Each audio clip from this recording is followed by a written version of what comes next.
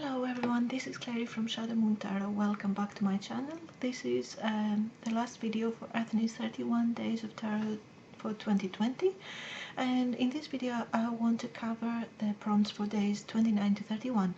Let's dive right in. 29, your top 5 underrated tarot decks.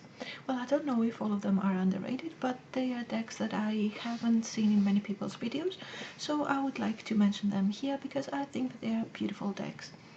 The first one is the Dreaming Way Tarot by, here's the name of the creator and illustrator.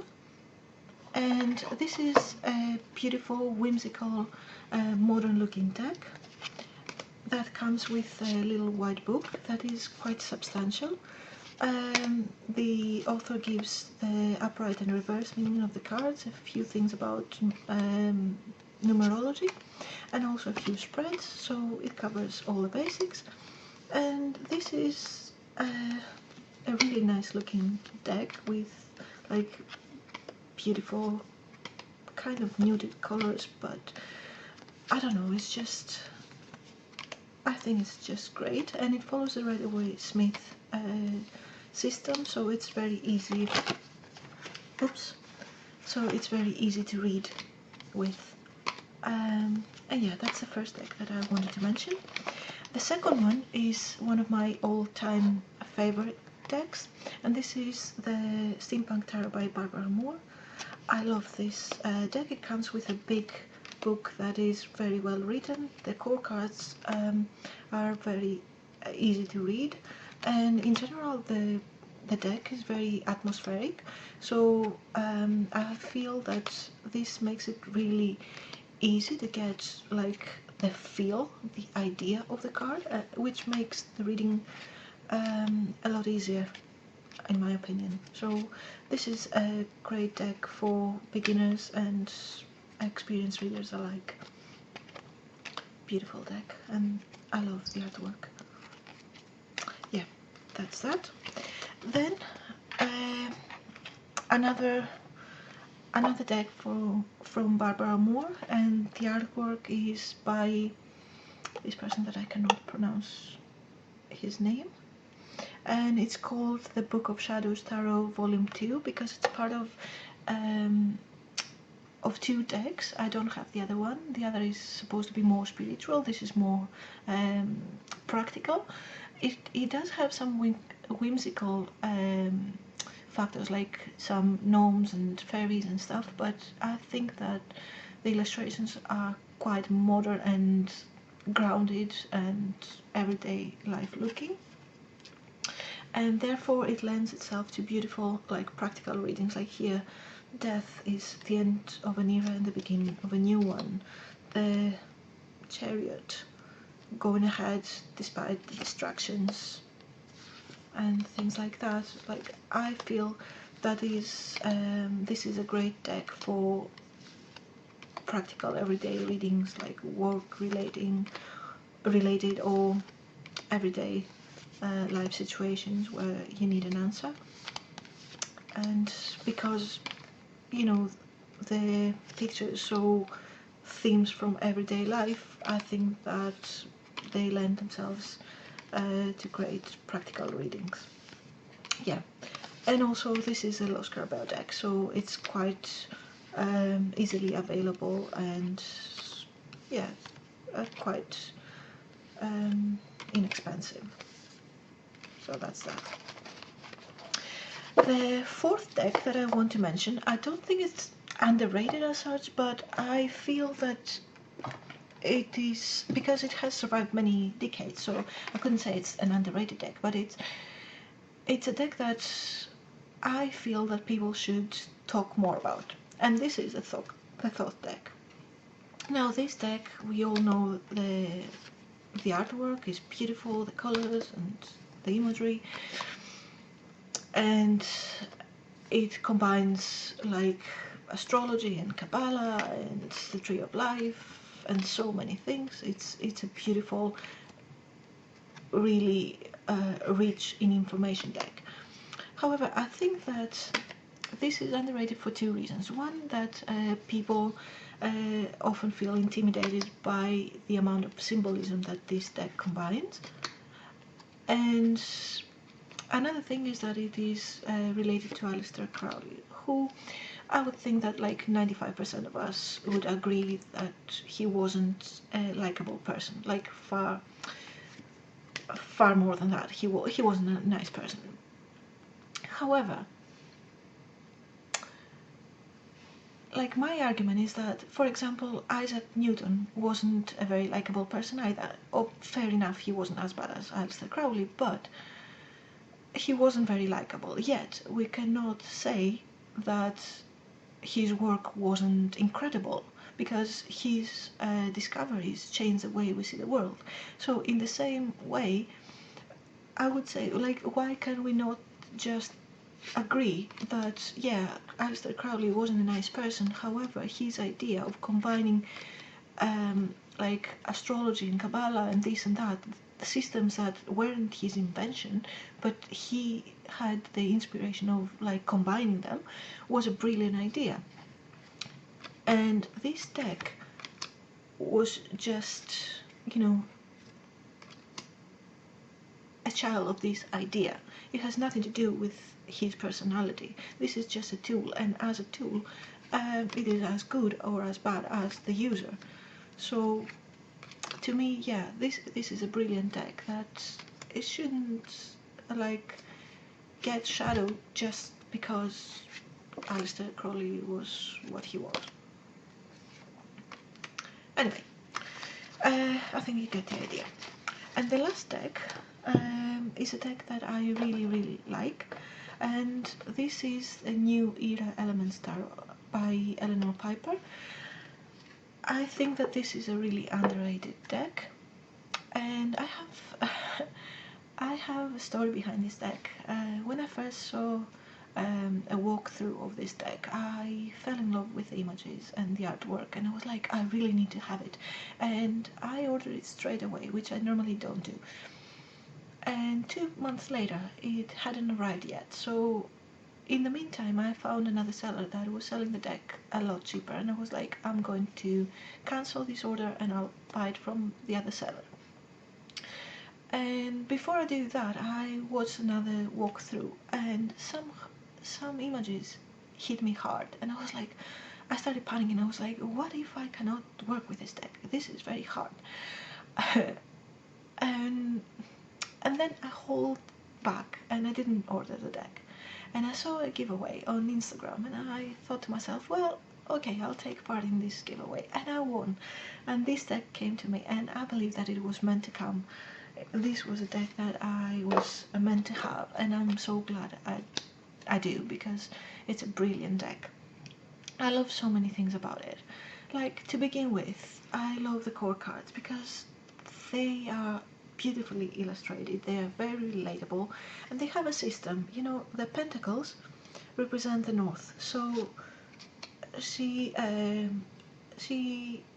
depicted white Caucasian people. Then the swords represent the east, so we have Asian looking people. Then we have the wands that represent the south, and we have black people. How beautiful are they? Like, they speak to you. They're like really, like, very realistic artwork. And then we have the cups that are the west, and we have the Native Americans. And I really love like the diversity and the how realistic this deck is, you know. Then we have some beautiful cards like the Six of Wands, the Jupiter in Leo, and this is about the expansion of the ego. Is also luck that has to do with the representation of ourselves. And here she is she's winning the race, but this didn't come out of luck, and it's there were years of training and discipline and hard work behind this win. And becoming an idol comes with responsibility, and it's such a brilliant idea. Then we have the High Priestess, which I have talked about in previous videos, so I'm not going to go into great depth. Here we have a beautiful death card, the world ready to go into the next level, and also we see the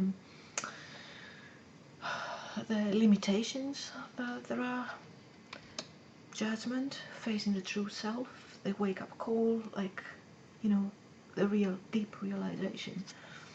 And then we have some cards that are more controversial. Like here, we know the Magician is about where we put our energy is what we manifest, but here it calls you to see what are we really manifesting, what are our real motives. And it's also about Mercury. Are we true and real to ourselves and to others?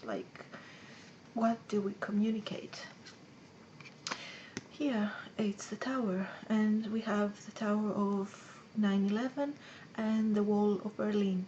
And I like this take because at the back it shows how harsh, sudden events can make us live in fear and anxiety and stress, but also the Wall of Berlin shows how a sudden destruction of a structure can be liberating and empowering, and it's just a beautiful card. Here is a Ten of Swords, and here we see that the situation is clearly utterly done. You have to face the bare bones of the situation. This is the end, and someone like the Vulture has to do the difficult job of cleaning up the mess. But also it shows you that this is not the end of the world, it's just the end of a situation that creates a new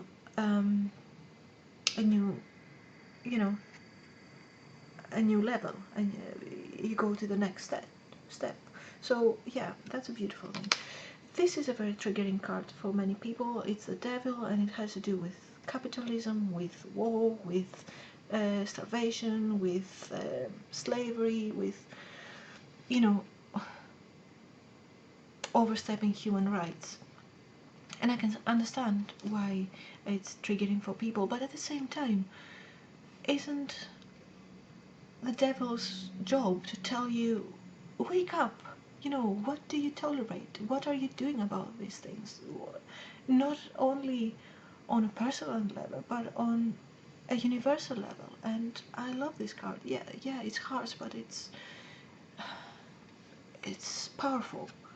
Then we have the Five of Swords, and here Five of Swords is about being harsh with others, and this is about Venus in Aquarius, which is a combination that makes people detached, mind-driven. They're not loving and caring, but they are more mind-driven, like I said.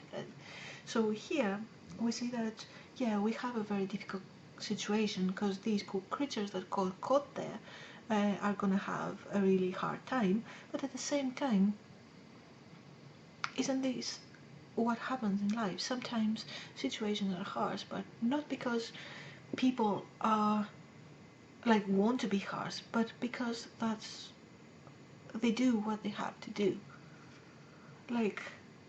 The spider doesn't do anything out of cruelty. It does that because it's in its nature. This is how what it has to do to survive. It's doing the right thing from its own perspective, and yeah, that's a very different take on the card. I love it. Here we have the Nine of Swords, and this is a different take as well, because normally we say, oh, Nine is about nightmares, it's about everything is in the head and it's about depression, but sometimes it's not everything is in our head. Sometimes we have done things that are cruel, and this is haunting us. It's the shame and the guilt of having done something wrong. Also, sometimes it's the situation is that we have to face cruel, difficult things. But this, like here when we do experiments and stuff, like people that study biology have to do that, and they don't necessarily like it, but they have to do that in order to learn more things that will help us grow. And yeah, sometimes like things are difficult, but for good reason. And then we have the Three of Swords, that is also a very triggering card. But for me, Three of Swords is not just about heartbreak and separating from someone. It's about being in a situation where we don't want to face the facts. Like this person is addicted to a very toxic situation, but they are fooling themselves. And this is the meaning of the card. So I really love this deck because it's, yeah, it is very harsh sometimes, but it's also about seeing the truth. And isn't tarot like a way we used to face the facts? So in this respect, I think that this deck is really amazing and very, very underrated. 30. What tarot card do you feel best represents you? Art, meaning, vibe, and why?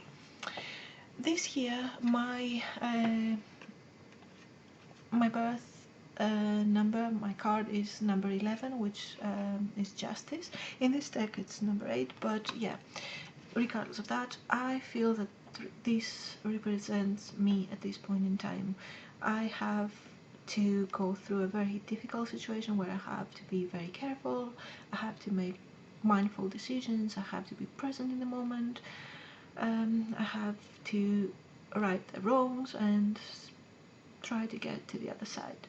So yeah, that's a very powerful card that speaks to me at this moment in time. And 31, what are your tarot goals for 2020? Well, in 2020, I would like to dive deeper into the thought system. I would like to get to know my decks better, and I would like to keep a record of my readings so I have something to go back to and reflect on and see my progress as a tarot reader and in general. And yeah, other than that, I don't know. I don't have very specific goals. I will go wherever this journey takes me. Thank you, Anthony, for hosting this challenge. Thank you, everyone, for taking the time to watch my videos and support, my channel. And I hope to see you again soon. If you like my video and you want to stay connected, please hit the subscribe button and the notification bell. Until next time, have a good time and much love. Bye.